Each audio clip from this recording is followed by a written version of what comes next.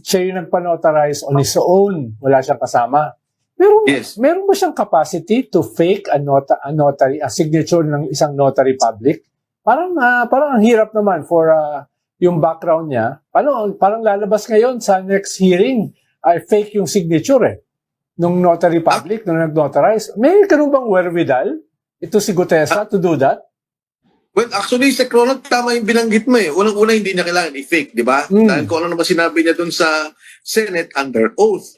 Pero, dapat talaga tingnan tong notaryo, bakit siya biglang umaatras? Kasi, si Attorney Makalintal, nabasa ko nga yung mismong pinost sa kanyang page, gumawa ng petition on the BSKE petition, di ba? Dahil siya yung abogado doon sa eleksyon ng Sangguniang Barangay. And yun din ang notaryo. Tapos maraming kontrata, kasama dito yung sa Department of Tourism, kahit na naman i-research sa Google, nandyan, yun din yung nakapirma. So ang sabi ko nga nun kay Senator Marcoleta, imbestigahan nyo itong notaryo. Sinong nag-pressure para umatras at sabihin na hindi ito? Assuming.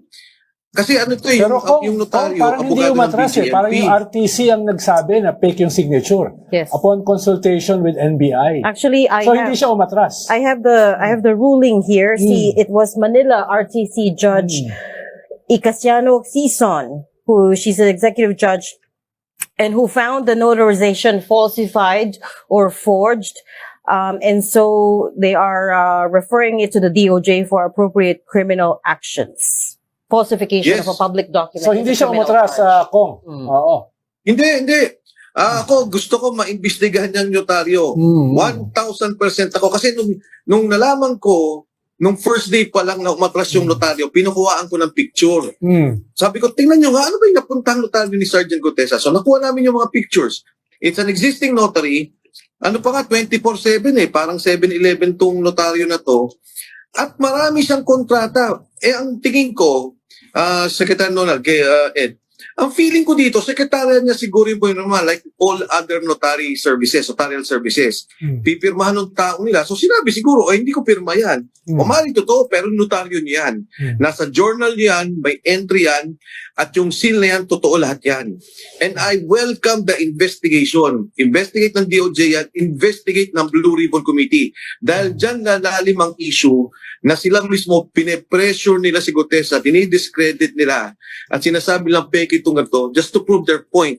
But it will turn out na 1,000% yan ay notaryong totoo at maraming kontratang na notaryo yan. You're saying basically that itong notaryo, mukhang gawain niya talaga to na yung pumipirma para sa kanya is somebody else, like a secretary or an admin person. I don't want to assume it, pero ganun ang nakita ko doon kay Makalintal. Parehong-pareho. Si Attorney Espergao. Siya mismo, parehong-pareho na signature. Before pa si Makalintal, nakita ko yung document sa TIESA, sa Department of Tourism. Si Attorney Espera, same signature. So ang dami talagang ganitong signature. Ngayon, siguro inipit, i-deny mo yan, ayusin mo yan. So yun ang gusto ko malaman. So I really want it investigated para makita sinong nasa likod nito na talagang gusto nilang i-discredit Sergeant Gutesa on a basis of a notary na wala naman immaterial.